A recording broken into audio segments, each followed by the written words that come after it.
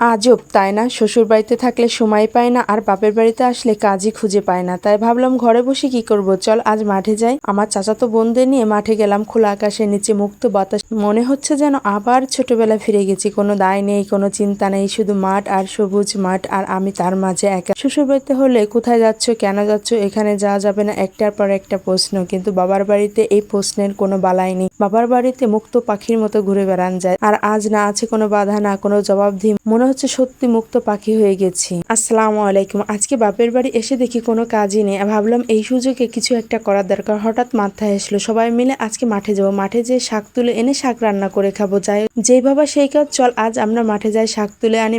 মাঠে যেতে মনটা একদম ফ্রেশ হয়ে গেল। খোলা আকাশ, ঠান্ডা বাতাস, চারপাশে শুধু সবুজ আর সবুজ। মনে হচ্ছিল এটাই আসল শান্তি। আর যদি শ্বশুর বাড়ি হতো, কোথাও যেতে হলে হাজারটা প্রশ্ন, হাজারটা উত্তর, হাজারটা হিসাব। কিন্তু এখানে না কেউ কিছু বলছে, না কেউ আটকাচ্ছে। যেখানে খুশি যাচ্ছি, যা ইচ্ছা করছে, একদম নিজের মতো। তখন বুঝলাম বাপের বাড়ি শুধু একটা জায়গা না, এটা একটা শান্তি, একটা স্বাধীনতা, একটা ভালোবাসা। আজকের এই শাক তোলা আমার কাছে শুধু কাজ না, এটা আমার ছোট্ট একটা সুখ, যেটা আমি শুধু বাপের বাড়িতেই পাই। শুধু আমি না, এটা প্রতিটা মেয়ে আমার মনে হয় পায়। আপনাদেরও কি এমনই বাপের বাড়িতে গেলে মনটা হালকা হয়ে যায়? আমার মনে হয় প্রত্যেকটা আপুরই এমনই মনটা হালকা হয়ে যায়। অবশ্যই কমেন্টে জানাবেন। শ্বশুর বাড়িতে শাক খেতে চাইলে আগে বাজারে যেতে হবে, টাকা লাগবে, তারপর শাক আসবে।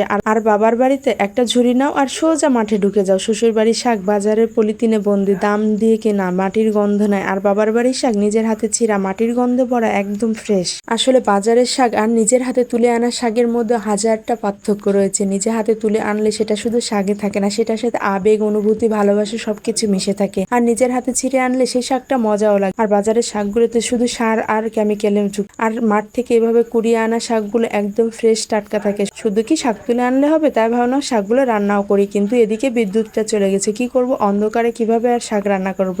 তারপর মোবাইলে ফ্ল্যাশ লাইট জ্বালিয়ে শাকগুলো কুটে একদম পরিষ্কার করে নিলাম। আর এখন ধুবো, এর জন্য তো নদীতে যেতে হবে। তারপরও নদীতে মোবাইলটা হাতে নিয়ে নদীতে চলে গেলাম। শাকগুলোকে একদম পরিষ্কার করে ধুয়ে আনলাম। বালি বালু লাগবে যদি শাকটা পরিষ্কারভাবে ধোয়া না হয়। আর নদীর পানিতে শাক ধোয়ার মজাই আলাদা। তারপর শাকগুলো ধুয়ে এনে আমি কড়াইতে তুলে দিলাম। আর মরিচ পেঁয়াজ কুটে রাখা ছিল, এগুলো দিয়ে আমি শাকটা রান্না করলাম। আর এই শাক খেতে যে কত মজা! আপনাদেরও কি এই শাক পছন্দ? শাক ভাত হলে তো আমার আর কিছুই লাগে না। শুধু কি আমার বড় মেয়েটাও শাক খেতে অনেক পছন্দ করে। ও তো কখনো কোনো মাছই খাবে না, শুধু শাক, ডাউল আর আলু ভর্তা, এই তিনটা খাবারই ওর জাতীয় খাবার। আর সাথে ডিম ভাজি। এর জন্য আমি শাক তুলে আনছি। আমার বড় মেয়েটা আমার থেকে বেশি খুশি হয়েছে, আর ওর জন্য সবাই দোয়া করবেন। বর্তমানে বাজারের সবজিগুলো যতটা ফরমালিন যুক্ত, সেই তুলনায় গ্রামগঞ্জের এই শাকগুলো অনেক পুষ্টিকর। আর আমরা যদি এই শাকগুলো নিয়মিত খেতে পারি, আমাদের অনেক উপকার হবে। আসলে কি জানেন, সময়ের অভাবে এই শাকগুলো খাওয়া হয় না। আসলে এই শাকগুলোর মধ্যে অনেক মজা আছে। বাজারে কিনা